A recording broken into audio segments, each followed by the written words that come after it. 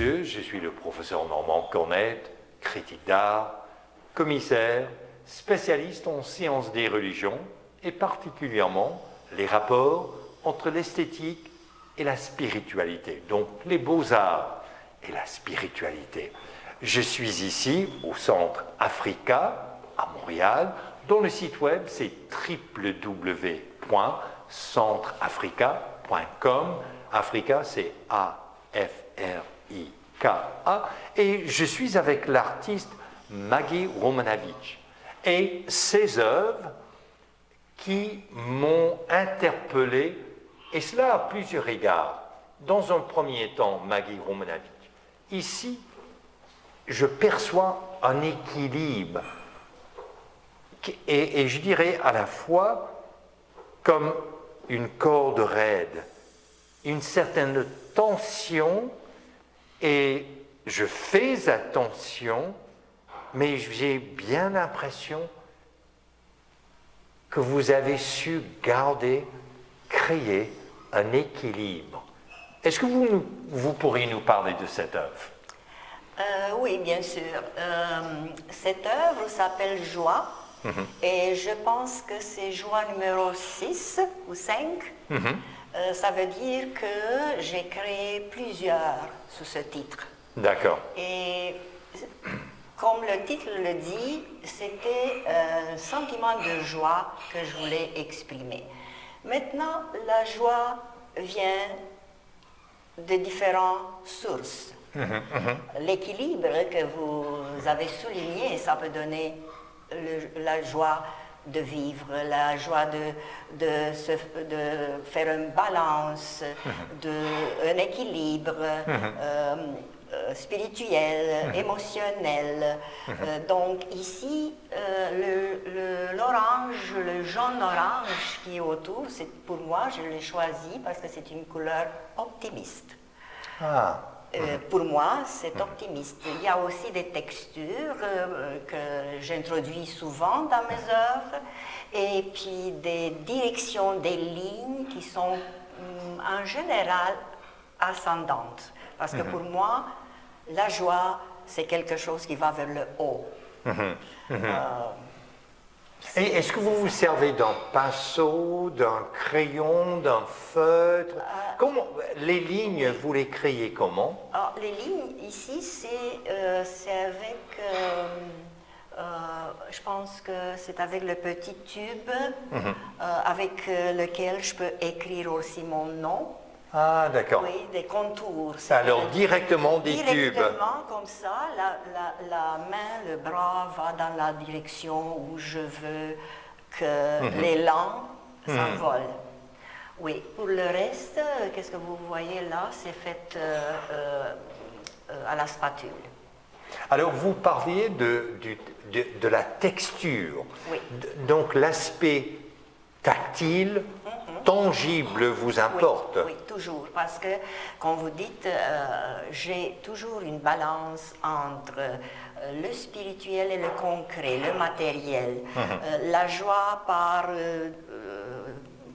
des choses qui arrivent dans la vraie vie et qui sont sublimées d'une autre façon dans mon intérieur, dans mon cœur, dans mon mental. Ou bien l'inverse, ça peut être, je peux partir d'un sentiment et ça peut être concret, donc la texture apporte des choses concrètes. Et j'aperçois dans ces œuvres aussi cette orientation, cette quête d'équilibre compositionnel, que ce soit dans un format moyen comme cela, ou encore petit format et plus petit format, vous semblez toujours être à la recherche des éléments qui pourraient se balancer. Trouver, même à prime abord, c'est incohérent, c'est hétérogène, mais ce qui me fascine, c'est la cohérence foncière dans chacune de ces compositions. C'est peut-être ma personnalité. J'étais toujours, ou j'ai essayé toujours d'être bien balancée. Je ne suis pas vraiment une personne pour les excès de n'importe quel côté. Donc, ça, peut-être, ça revient dans mes œuvres. Je n'ose pas aller trop loin parce que je ne me sens pas confortable. C'est ma zone de confort ici, dans un équilibre. Et je me pose la question, puisque j'ai vu plusieurs de vos œuvres, votre rapport à la cosmologie, croyez-le ou non, aux astres, voire aux constellations célestes. Je me suis dit, il y a quelque chose de céleste, non? D'accord. Oui, c'est vrai que j'aime ça, les étoiles, le ciel, parce que je vis dans ce monde, et pour moi, le monde, c'est mon monde intérieur, mais c'est le monde extérieur. Je m'inspire beaucoup du monde en général. Et le monde terrestre, c'est une chose, parce que j'aime la forêt, j'aime les arbres, j'aime les plantes, le végétal, et la rivière, mais aussi le ciel, l'autre. Je parlais justement de la cosmologie. Cette œuvre-là, j'ai carrément l'impression qu'il s'agit soit de la naissance d'une étoile dans l'espace, ou bien la mort. Toujours est-il, il y a une explosion. Absolument, oui. Oui, parce que j'ai une toile qui s'appelle une étoile aînée. Une étoile est née. Oui, c'est d'accord. vrai, c'est une explosion. Ici, ça peut donner plusieurs interprétations, et j'aime bien votre interprétation. Et c'est vrai que c'est une sorte d'explosion. Si vous voyez bien, ça sort comme ça. Okay? Mais le but, ou bien la genèse de cette œuvre, c'était une frustration que j'ai sentie personnellement. Et voilà, entre deux affaires, noires, je voulais m'en sortir.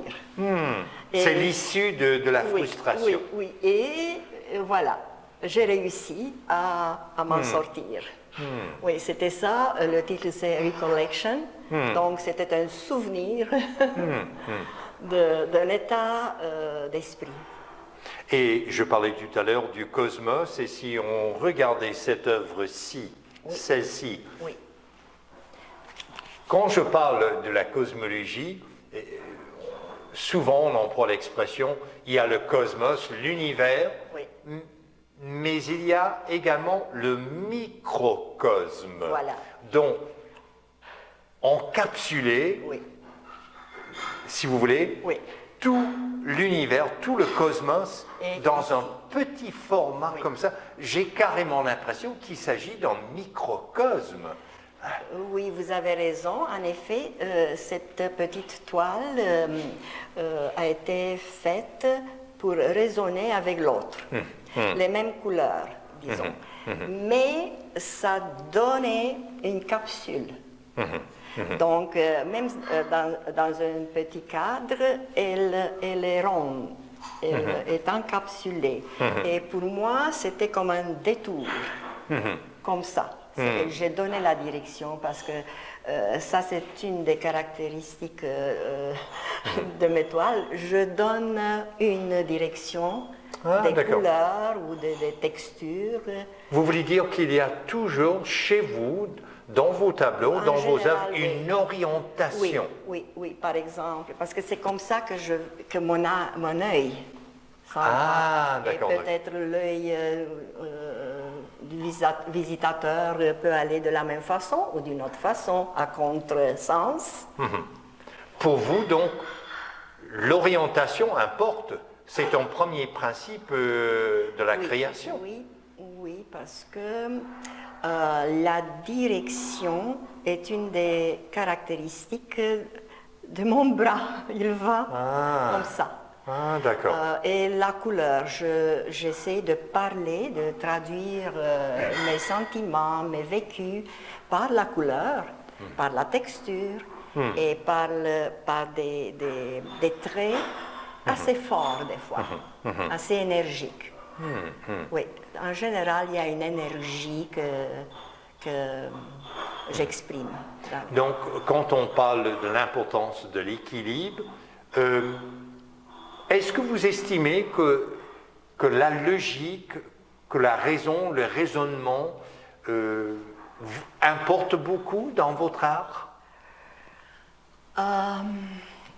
Je ne vais pas les dissocier, les sentiments et le raisonnement, parce qu'ils vont ensemble. Et c'était comme ça dans toute ma vie, dans n'importe quelle action j'avais pris dans ma vie.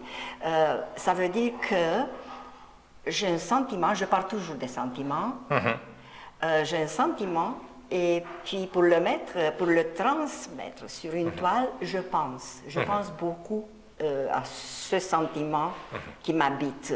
Je peux penser pendant une semaine et je visualise. Mentalement, je le visualise avec certaines couleurs, avec certaines dimensions. Et quand je suis prête, là, j'attaque la toile.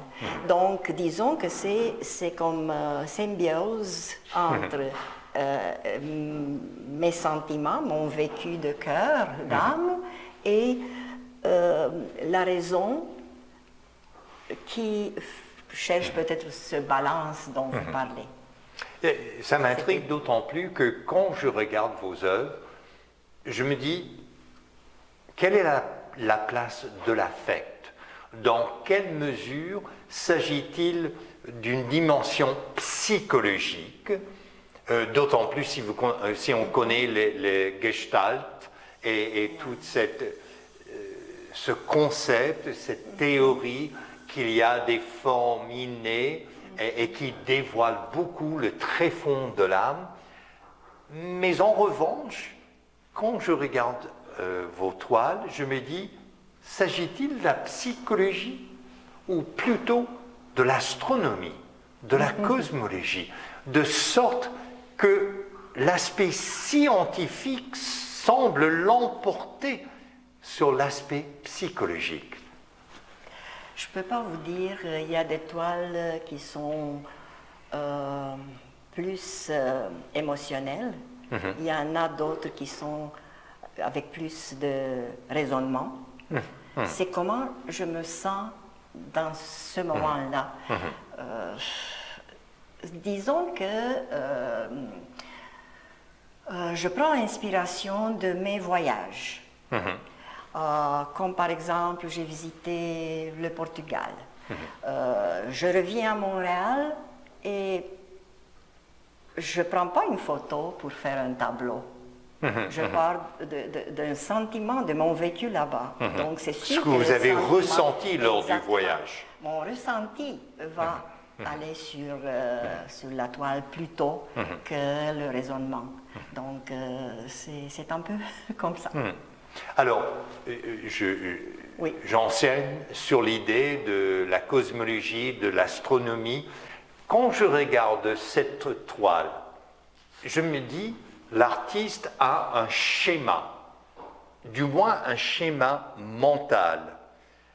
Je ne sais pas si vous avez fait un croquis, des esquisses, mais on dirait que c'est très schématisé, cette composition. J'ai pas eu de schéma. Pas du tout. Ça, c'était vraiment spontané. Spontanément fait. Je venais du centre de Montréal, je rentrais chez moi en voiture et j'étais vraiment frustrée du fait que je ne pouvais pas mettre ma voiture quelque part et qu'il y avait des rues. Et ça, c'est mon Montréal à moi, comment je l'ai vu. L'orange sont les cons. Dans les deux sens. Oui, les cons. Ok, ici, là, nous avons des petits bâtiments, ok, mais ici, c'est le cœur bleu, bleu québécois de Montréal, parce que j'aime quand même ma ville. Mais ici, c'est le chaos du trafic. Ça, c'était vraiment spontané, il n'y a pas eu de schéma.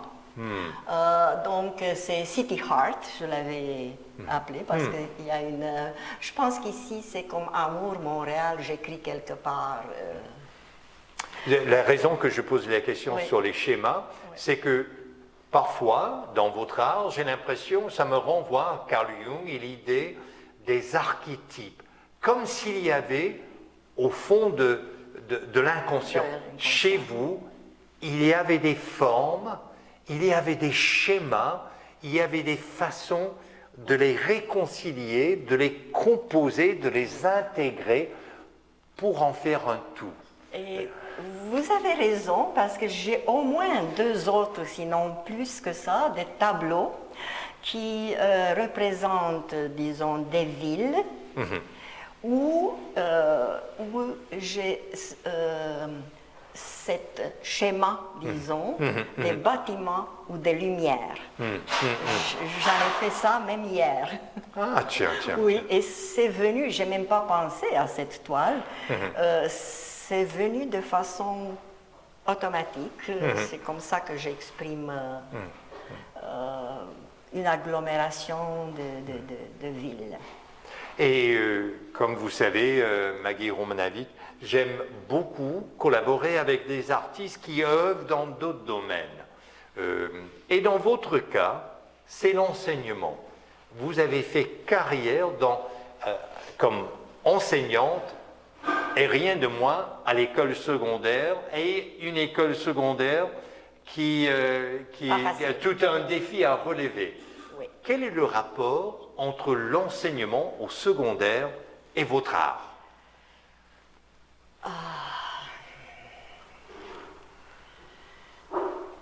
J'étais née communicatrice peut-être, ou ça a été cultivé durant le temps. Je communique bien, directement, et l'enseignement pour moi c'était une façon de communiquer d'un côté et partager mes connaissances, mes valeurs avec les élèves. J'ai enseigné en Roumanie pendant 15 ans, j'ai enseigné ici pendant 22 ans. Wow. Et dans cette école assez difficile, je peux vous dire que c'était tellement enrichissant pour moi que même maintenant, je pense souvent à certains élèves, à certaines réussites qu'on a eues avec des projets qui les ont façonnés pour réussir dans leur vie plus tard. C'est vrai que j'avais une certaine structure dans l'enseignement parce qu'on ne peut pas travailler autrement. Voilà pourquoi le mental va ensemble avec l'émotionnel, parce que bien sûr que j'avais de l'émotionnel en salle de classe. Tu ne peux pas partager si tu ne mets pas de la passion, de l'émotion. Donc les deux allaient ensemble et probablement que j'ai fait le transfert ici. Ça c'est d'un côté. De l'autre côté, moi j'étais née et j'ai vécu toute ma jeunesse dans un pays avec la dictature communiste et on était tellement bien encadrés que tu ne pouvais même pas respirer d'une autre façon plus libre. Alors moi j'étais à l'école des arts et j'étais formée dans l'art classique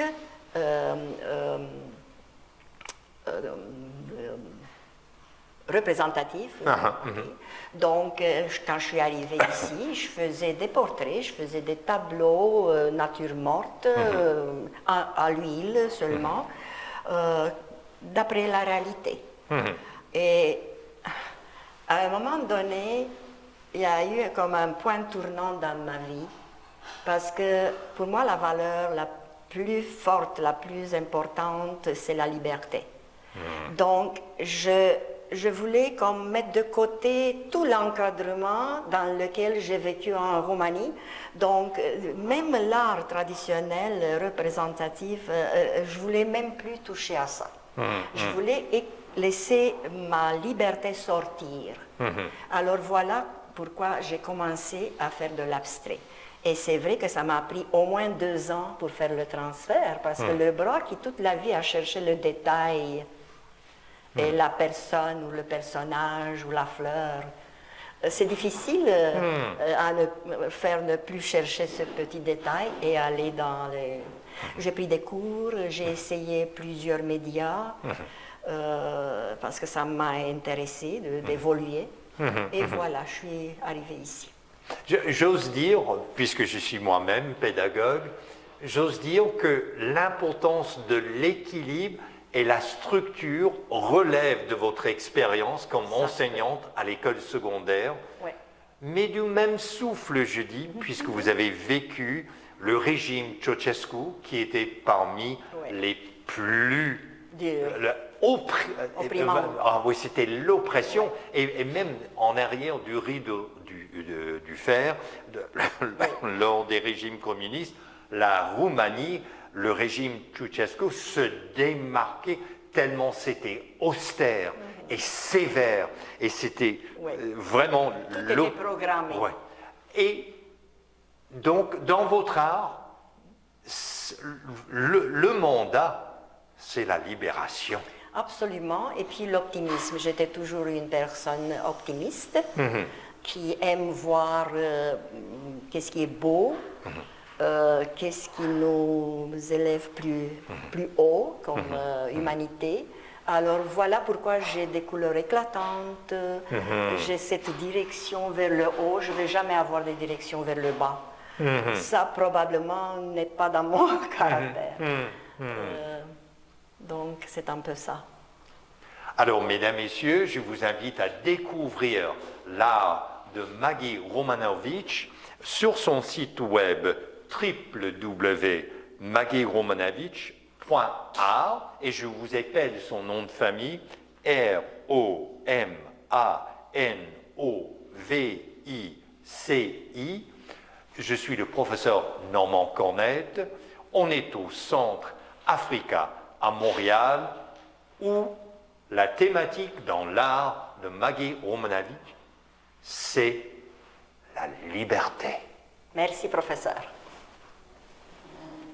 Pour tout commentaire, nous vous invitons à nous écrire studio@radioinfocité.com.